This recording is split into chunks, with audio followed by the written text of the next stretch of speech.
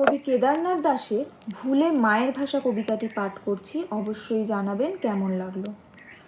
বাংলা ভাষা বলবে চাষা, তুই তো যাতে সাহেব, হ্যাট ম্যাট ক্যাট খই ফোটাবি, চালিয়াতি বিহেভ,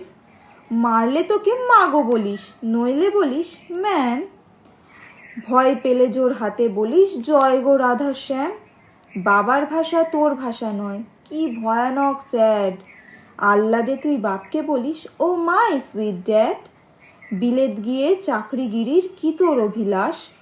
বাবা মার ভাই বোনেদের নিত্য নাভিশ্বাস, মাতৃভাষা মায়ের ভাষা সে কথা যাস ভুলে, কি পাচ্ছে ছেলে মেয়ে সাহেব কেতার স্কুলে,